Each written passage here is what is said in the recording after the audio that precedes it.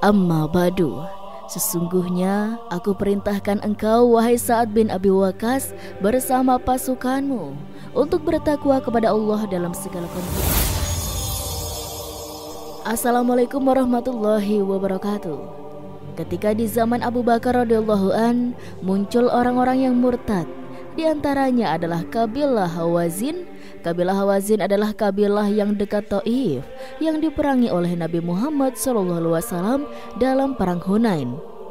Ketika Nabi SAW meninggal, mereka banyak yang murtad, dan akhirnya Abu Bakar mengirim Sa'ad bin Abi Waqqas untuk memerangi mereka agar mereka tunduk. Akhirnya mereka tunduk pada Sa'ad bin Abi Waqqas. Maka dia bertugas untuk menarik zakat orang-orang kaya dari mereka dan dikembalikan kepada orang-orang miskin, dan kalau ada yang berlebihan diserahkan ke kota Madinah. Sa'ad bin Abi Waqqas tinggal di daerah Hawazin sampai Abu Bakar radhiyallahu an meninggal. Kemudian dilanjutkan oleh Umar bin Khattab radhiyallahu an, sampai akhirnya datanglah Al-Mutsanah bin Haris minta bantuan. Tatkala itu, kemudian Umar menulis surat kepada para petugas-petugasnya yang ada di berbagai kota untuk menyiapkan pasukan untuk berkumpul melawan Persia. Setiap kota mengirimkan pasukan, maka Umar berniat akan turun langsung dalam peperangan tersebut karena dia melihat ini peperangan sangat dahsyat, peperangan kaum muslimin melawan Persia.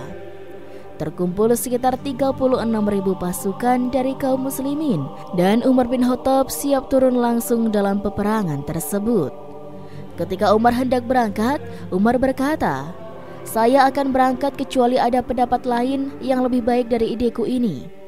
Akhirnya diskusilah di antara sahabat-sahabat yang mulia, seperti Abdurrahman bin Auf dengan mengatakan, "Wahai Umar, janganlah kau yang berangkat.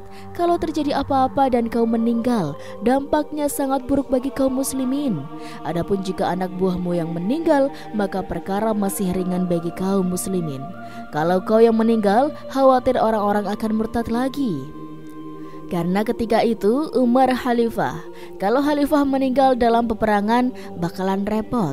Sementara Umar ingin turun langsung karena dia tahu ini peperangan yang sangat bermakna dan sangat genting.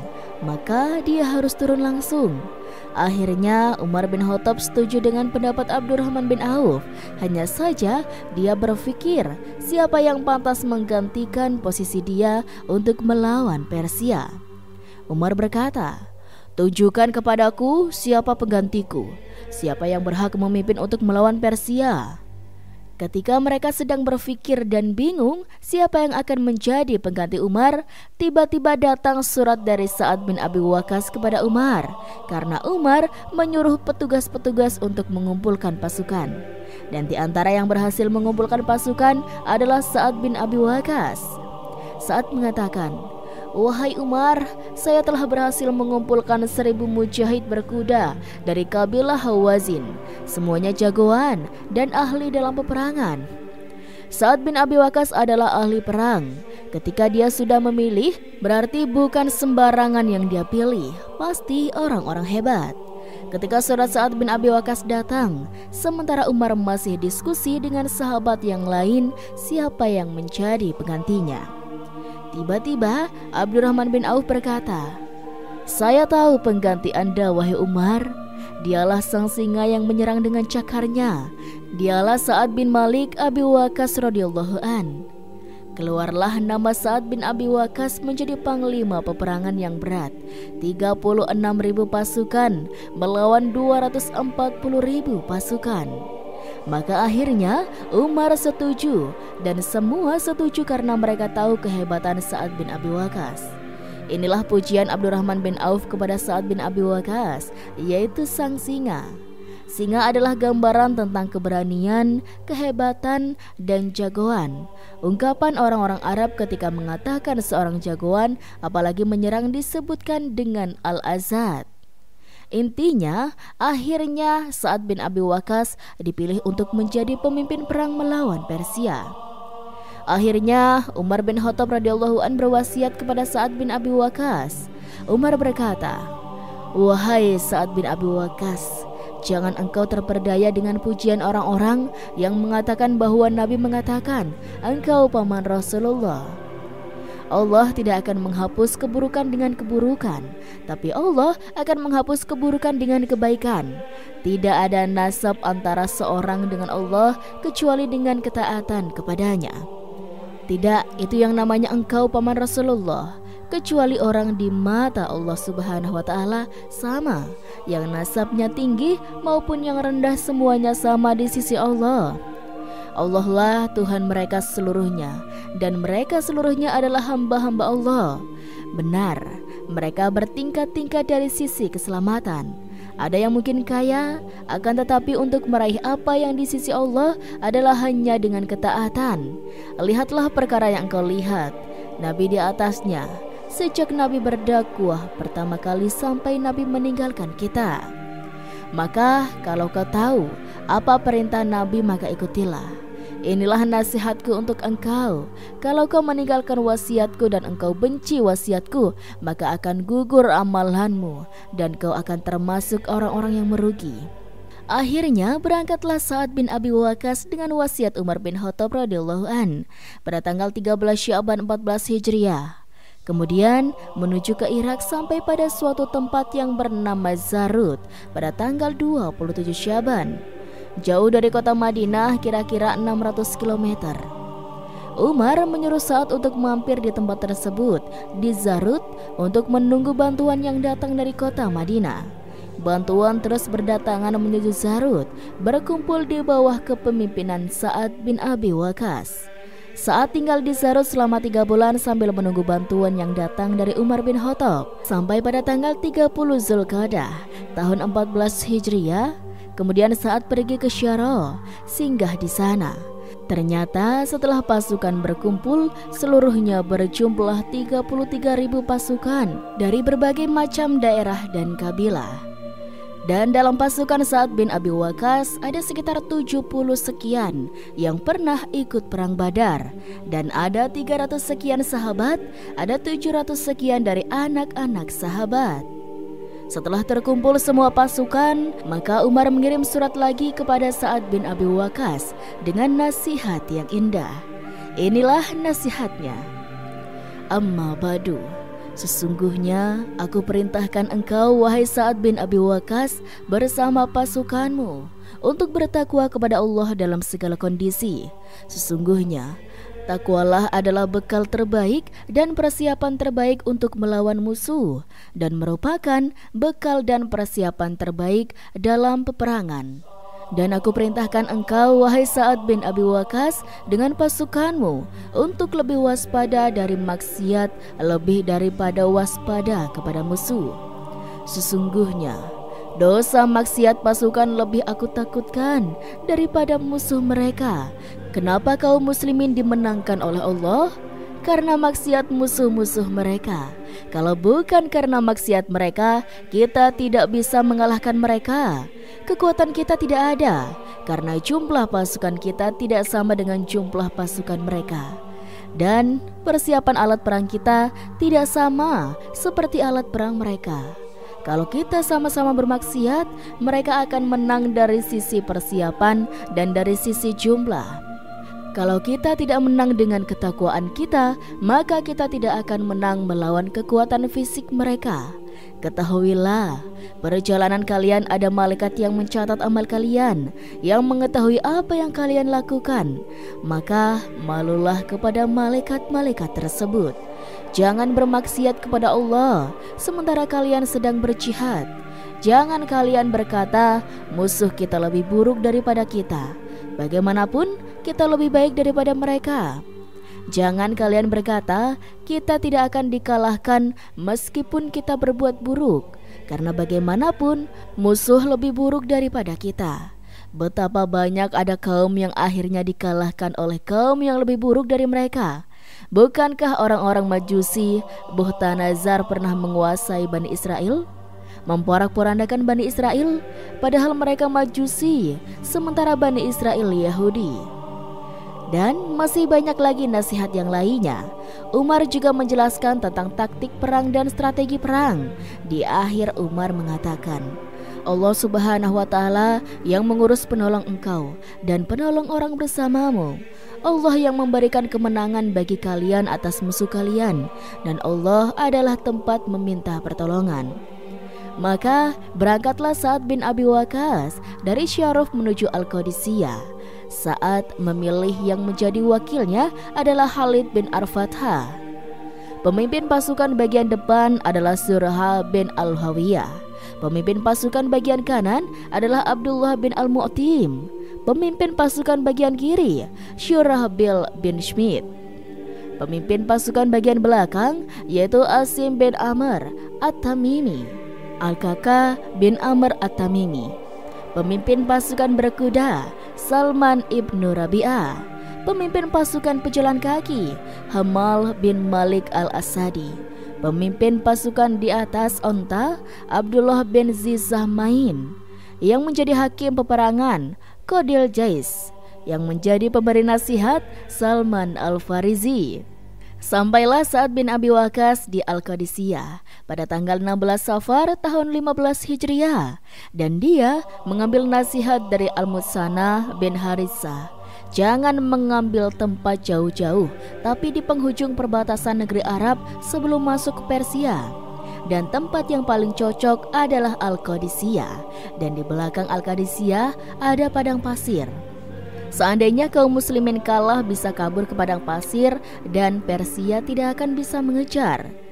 Ketika tiba di Al-Qadisiyah, Sa'ad bin Abi Waqqas memberikan laporan kepada Umar bin Khattab. Sementara Raja Yazdegerd memilih Panglima Rustam ibnu Farrakhzad atau Rustum sebagai pemimpin pasukan Persia. Sebenarnya dia tidak mau berperang. Bagaimanapun mereka gentar karena mereka baru menang satu kali, yaitu pada Padang Jizr. Sementara Khalid bin Walid 1 tahun lebih memerangi dan menghabisi mereka. Belasan peperangan menang semua. Sehingga perang melawan kaum muslimin adalah mimpi buruk bagi Rustum. Dan dia terpaksa menerima ini semua karena Raja Yazdegerd memaksa harus jadi panglima. Pasukan Persia ketika itu totalnya 240.000, ahli perang sekitar 120.000, dan para pengikutnya dan para pembantu 120.000. Sementara pasukan kaum muslimin adalah 33.000. Bergeraklah Rustum bersama 240.000 pasukannya dari Madain menuju Al-Qadisiyah. Jarak antara Madain dan Al-Qadisiyah sekitar 185 sampai 200 km. Dan Rustum disuruh ke Al-Qadisiyah untuk menyerang Sa'ad bin Abi Waqqas. Tetapi kenyataannya, dia berjalan dari Madain menuju Al-Qadisiyah. Sampai di sana sekitar 4 bulan perjalanan. Ini menunjukkan dia sebenarnya malas berperang. Dia berharap selama 4 bulan dia berjalan, kaum muslimin sudah bosan, kemudian pulang meninggalkan lokasi peperangan. Dan memang benar, Sa'ad bin Abi Waqqas sampai ditekan oleh pasukan. Kenapa tidak maju saja untuk menyerang? Karena menunggu hampir 5 bulan pasukan Persia tidak datang-datang. Ini membuat pasukan muslimin bosan. Tapi Sa'ad bin Abi Waqqas tetap bertahan sesuai dengan pesan Al-Mutsanah bin Haritsah. Sebagai bentuk penegakan hujah, maka Sa'ad bin Abi Waqqas mengirim 14 orang utusan ke Raja Yazdegerd untuk didakwahi. Utusan tersebut dipimpin oleh An-Nu'man bin Amru bin Mukarin Al-Mughzani. Di antara anggotanya ada Al-Mughirah bin Syu'bah, Asyim bin Amr At-Tamimi sang jagoan, Amru bin Ma'di Ya'krib, Al-Mu'annah bin Haritsah Asy-Syaibani, dan yang lainnya. Kemudian terjadilah dialog di antara Raja Yazdegerd dan An-Nu'man bin Amru bin Mukarin Al-Mughzani. Kami menyuruh kalian menuju agama kami, agama yang mengindahkan yang indah dan memburukkan yang buruk. Karena kebiasaan buruk orang Persia adalah menikah sesama mahram, menikahi ibunya sendiri atau adiknya sendiri, menuhankan manusia. Kalau manusia sudah meninggal, dibiarkan saja agar dimakan hewan dan tidak dikubur. Kalau kalian tidak mau masuk agama kami, maka ada yang lebih ringan, yaitu kalian bayar jizyah. Kalau kalian tidak mau juga bayar jizyah, maka perang. Raja Yazdegerd merasa jengkel karena dia merasa dia raja dihinakan. Maka dia mengatakan, "Suruh mereka pulang dan ambil hadiah dari kami, peti yang berisi tanah untuk menghina kaum muslimin. Dan siapa yang paling mulia di antara kalian?" Lalu Hashim bin Amr At-Tamimi mengatakan, "Saya yang nasabnya paling tinggi di antara mereka. Biar saya yang pikul hadiah ini." Kemudian mereka kembali ke Al-Qadisiyah dengan membawa hadiah dari Raja Yazdegerd. Lalu Hashim bin Amr At-Tamimi menemui Sa'ad bin Abi Waqqas dan berkata, "Lihatlah Sa'ad, ini tanah sudah diberikan dari mereka kepada kami. Ini pertanda kita akan menaklukkan mereka." Ada seorang utusan yang ditangkap oleh Rustum. Kemudian Rustum membunuhnya. Akhirnya Rustum tiba di Al-Qadisiyah. Sebelum terjadi peperangan, Sa'ad bin Abi Waqqas mengirim utusan kepada Rustum agar masuk Islam. Maka diutuslah Zuhra bin Al-Hawiyah untuk menasihati Rustum. Rustum sebenarnya tertarik dengan perkataan Zuhra, tetapi ketika dia mengatakan tentang indahnya Islam, anak buahnya semua mencela dia.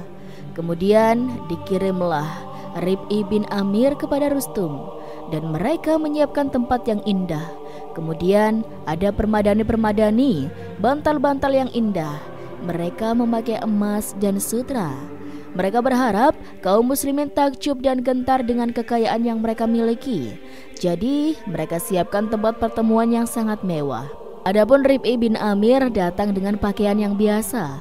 Kemudian dia membawa pedang tanpa sarung dan hanya dililit kain. Panah dan anak panahnya juga dibawa.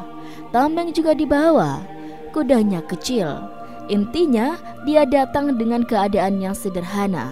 Kemudian masuk menuju ke tempat pertemuan tersebut. Rib'i bin Amir datang dengan menaiki kuda dan masuk menginjak permadani yang indah tersebut. Lalu dia turun dari kudanya, dan kudanya diikat di bantal-bantal yang indah untuk bikin jengkel orang Persia. Mereka berkata, "Letakkan pedangmu." Rib'i bin Amir menjawab, "Aku datang kepada kalian bukan untuk taat kepada perintah kalian dengan meletakkan pedangku. Tidak. Kalian yang panggil aku. Kalau kalian tidak mau, aku akan pulang." Rib'i bin Amir berdiri dengan memegang tombaknya, yang ujung tombaknya menusuk ke permadani mereka. Kemudian sambil berjalan maju menuju ke arah dia tusukkan tombaknya ke permadani. Ini membuat orang Persia marah. Ketika sampai di Rustum, dia tidak duduk di atas permadani, tapi duduk di tanah. Rib'i bin Amir berkata, "Saya tidak mau duduk di atas permadani kalian." Mulailah terjadi dialog di antara Rustum dan Rib'i bin Amir. Rustum berkata, "Apa yang membuat kalian datang kemari?" Rib'i bin Amir menjawab, "Allah yang mengutus kami dan mendatangkan kami ke sini untuk mengeluarkan siapa yang Allah kehendaki dari peribadatan kepada manusia, kepada peribadatan kepada Tuhannya manusia. Allah yang menyuruh kami untuk mengeluarkan orang dari kesyirikan peribadatan kepada makhluk, kepada peribadatan Tuhan alam semesta, dari sempitnya dunia menuju kepada lapangnya dunia, dari kezaliman agama-agama menuju keadilan Islam. Allah mengutus kami dengan agamanya menuju kepada makhluk-makhluknya, agar kami menyuruh kepada makhluk-makhluk Allah agar beribadah kepada Allah semata. Siapa yang menerima agama kami, maka kami akan terima dan kami akan pulang, dan tanahnya menjadi tanah kalian. Siapa yang enggan, maka kami akan perang sampai kita semua menuju kepada janji Allah Subhanahu wa Ta'ala." Rustum berkata, "Apa janji Allah?" Rib'i bin Amir menjawab, "Surga bagi orang-orang yang meninggal dalam memerangi orang-orang yang enggan, dan kemenangan bagi orang yang masih hidup."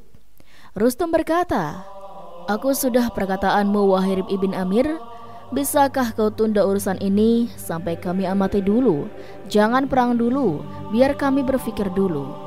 Rib'i bin Amir menjawab, "Baik, kita akan beri engkau waktu untuk berpikir, sehari atau 2 hari." Rustum berkata, Kami ingin waktu yang lebih panjang. Kami akan tulis surat kepada pembesar-pembesar kami bagaimana pendapat mereka." Rib'i menjawab, "Tidak. Yang sunnah dari Rasulullah SAW dan dikerjakan oleh para pemimpin kami tidak diberi waktu kecuali hanya 3 hari untuk berpikir, dan kami beri waktu 3 hari untuk berpikir. Setelah 3 hari kami beri pilihan. 1. Masuk Islam, maka kami akan biarkan engkau dan negeri-negeri kalian silahkan masuk Islam. 2. Atau kalian bayar jizyah atau upeti sebagai bentuk ketundukan. Kami akan ambil dan kami tidak akan mengganggu kalian. 3.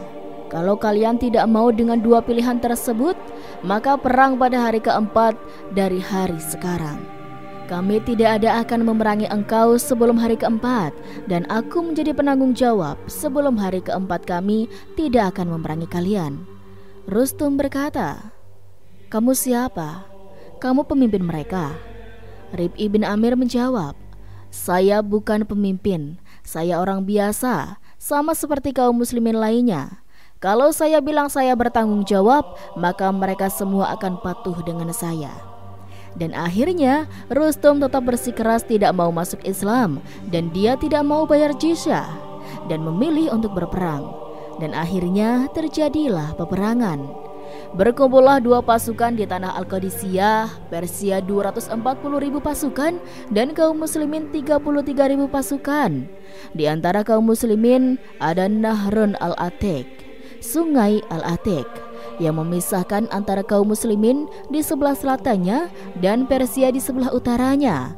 Dan di belakangnya pasukan Persia ada sungai lagi yang lain, yaitu Sungai Al-Hadzus. Di atas Sungai Al-Atiq ada jembatan yang bisa dilewati, dan jembatan tersebut di bawah kekuasaan kaum muslimin. Sa'ad bin Abi Waqqas maunya orang-orang Persia mendatangi wilayah kaum muslimin di seberang Sungai Al-Atiq untuk berperang di sana. Peperangan pun tak terelakkan sobat, dan terjadi selama 3 malam. Kerja keras selama 3 malam tersebut rupanya membuahkan hasil. Pasukan muslim berhasil memukul mundur pasukan Persia, bahkan Rustum juga berhasil dibunuh dalam peperangan tersebut. Banyak korban berjatuhan dari pihak Persia. Sebagian dari mereka ada yang terbunuh dalam medan pertempuran, sebagian lagi ada yang tenggelam terbawa arus Sungai Furat. Penaklukan Qadisiyah membuat Sa'ad bin Abi Waqqas dan Umar bin Khattab merasa bergembira. Setelah peperangan tersebut, Sa'ad menunggu perintah dari Umar bin Khattab untuk menaklukkan kota Madain di Persia. Dan itulah sobat kisah yang bisa Rizky sampaikan. Semoga kisah ini bermanfaat dan bisa menjadi pembelajaran bagi kita semuanya. Kurang lebihnya Rizky mohon maaf. Sekian dari Rizky. Wassalamualaikum warahmatullahi wabarakatuh.